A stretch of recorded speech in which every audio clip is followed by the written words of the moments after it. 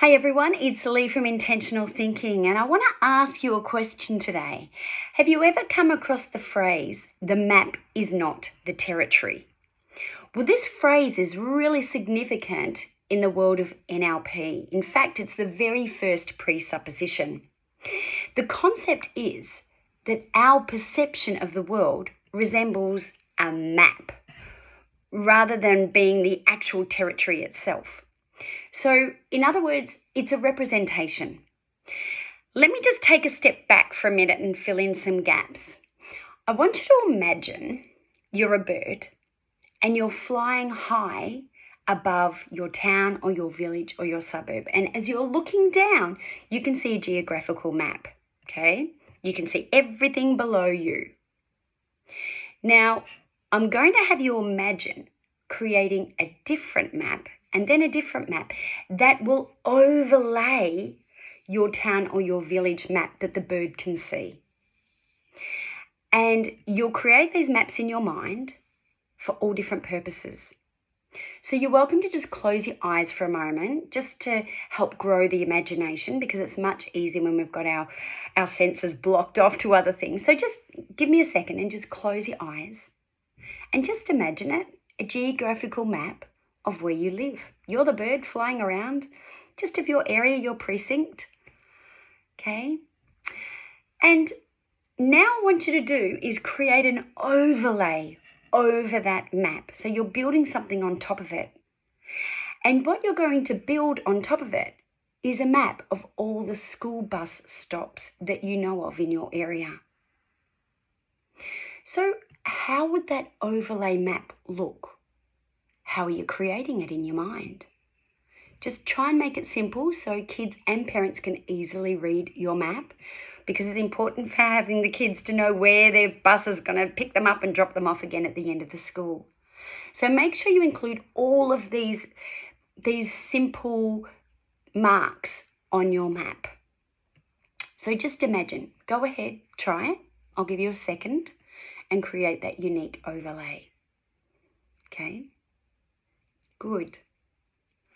Okay. Now take a photographic memory of it. Just go, a photograph, go, there you go. You've taken that photograph now. Now I want you to clear the screen. Wiggle your toes.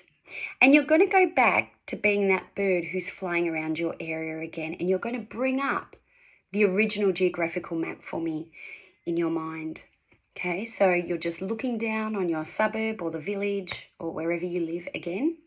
And this time, I want you to imagine overlaying a different map. This time, you're going to create a map to locate all the shops in your precinct. So you might have to think of little symbols for people to know where the butcher is, or specifically where the pharmacy is, okay? You might need to locate the hardware store. Whatever that is, just pop those little features down in your map, okay? Go ahead and do that. Go and plant maybe 6 different shopping areas or 6 different shops, okay? Commercial sites. Good. Okay. You've had that time now. It shouldn't take too long. So just clear the screen again. Now, you know that your 2 maps were very, very different, but they were sort of the same because they're of the same area, but the outcome, the purpose is very, very different from one to the other. One is for a shopping precinct and one is for the bus stops. So there's lots of different ways to map our local area, isn't there, that's specific to your needs at the time, right? Well, we can also map our experiences in different ways too.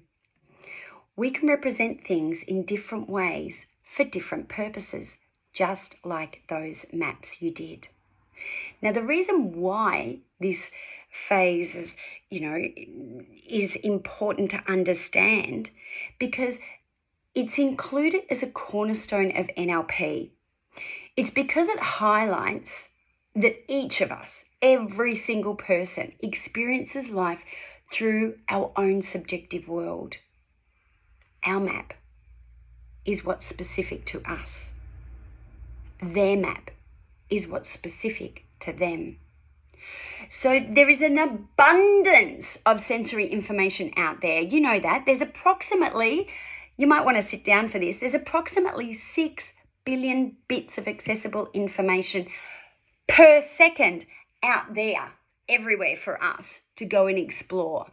So we can experience all of that through our 5 senses.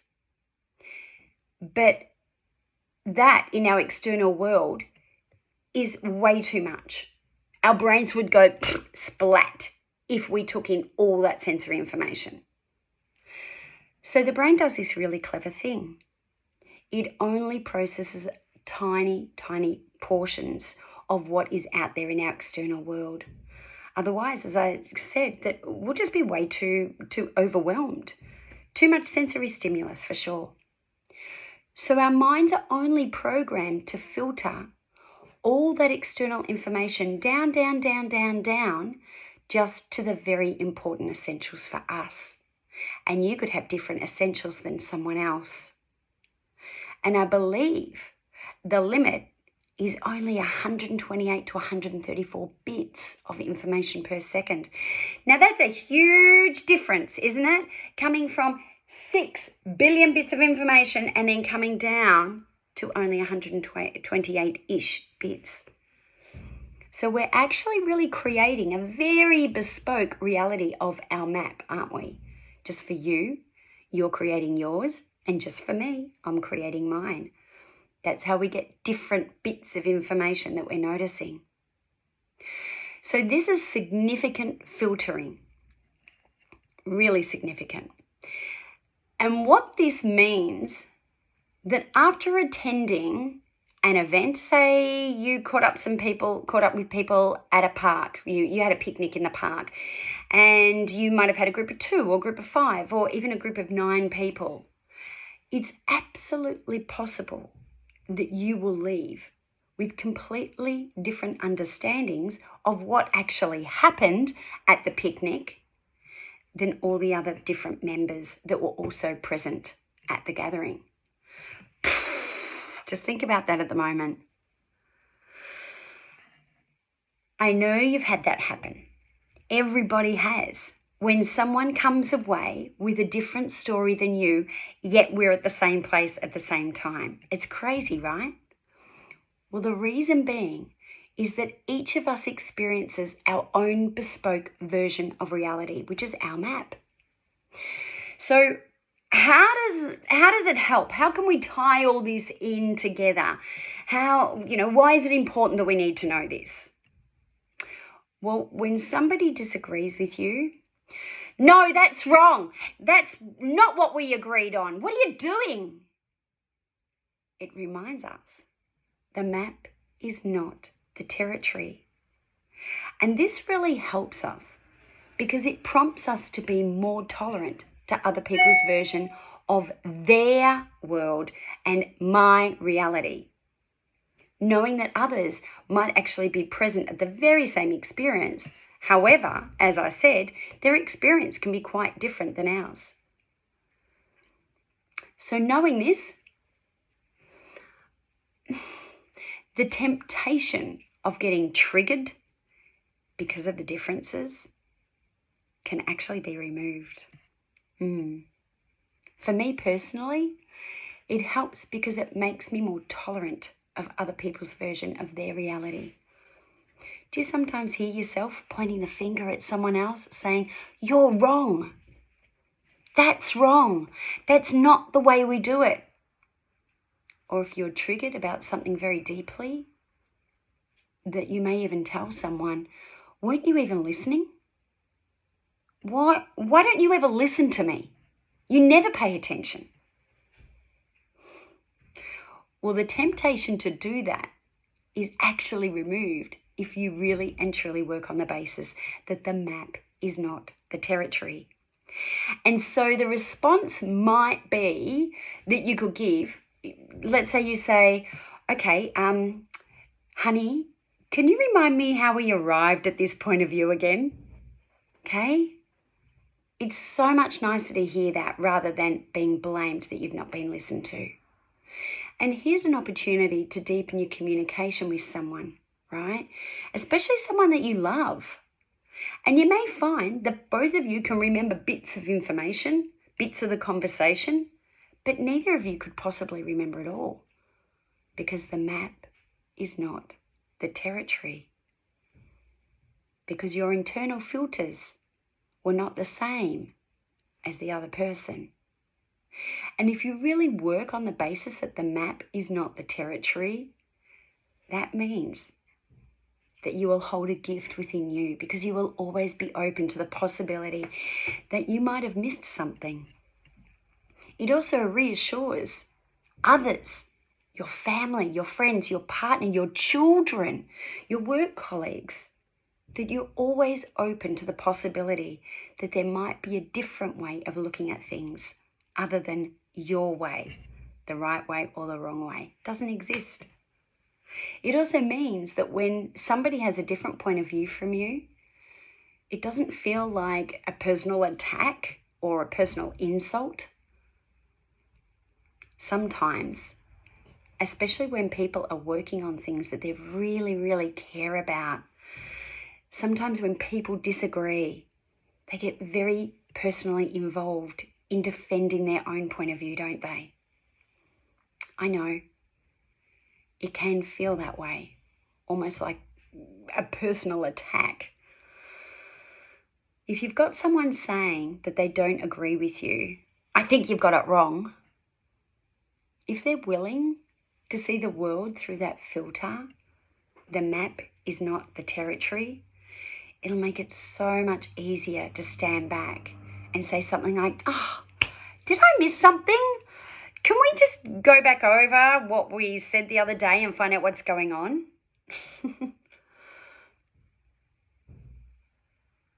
When you and I begin to embody this beautiful NLP presupposition, the map is not the territory, what you'll find is that they'll become much more flexible in the way that they think. They become more open to the idea that there could be something else going on. They become more respectful of other people's points of view as well. They just become better at listening. Now, you may know this fantastic author called Stephen Covey, and he's an American author, he's an educationalist, he's a speaker, and he's probably best known for his book, The 7 Habits of Highly Effective People. Now, he said, and this is brilliant, he said, the greatest problem with communication is that we don't listen to understand. We listen to reply. Listen to that again. We don't listen to understand, we listen to reply. Here's another one. My beautiful first mentor, Keith Jenke, he would often use this really effective and simple way of reminding me with his beautiful message. I'll see if you can get it. He would say, you have 1 of these and you have 2 of these. You need to use these twice as much as what you do this. Isn't that just gold? Teach your kids that. And you know what the beautiful thing is? You can actually help your kids learn to respect someone else's different point of view too, without your kids feeling compulsed to change their own experience or their own feelings or their own version of what happened. If the map really isn't the territory, it actually means that there is no right way or wrong way of our reality, is there? And here, we're trying to get validation for years and years and years from others when they're not even looking from the same map. Crazy, right? I could be looking through my bus stop lens, and you could be doing the shopping precinct lens. Okay, we're looking at the map in so many different colourful ways, which are going to create very, very different outcomes. Everybody is subjective in their own map of the world. And subjective is good because it actually grows us exponentially. So I'd like to invite you for a challenge just for today. Have a go at seeing the world through that beautiful phrase, the map is not the territory. My version of reality isn't the only one. It isn't necessarily right, nor is it necessarily the same as yours. However, I reckon if I could learn something really interesting, if I start becoming interested in other people's map of the world, I could certainly grow a whole lot more understanding, couldn't I? See ya.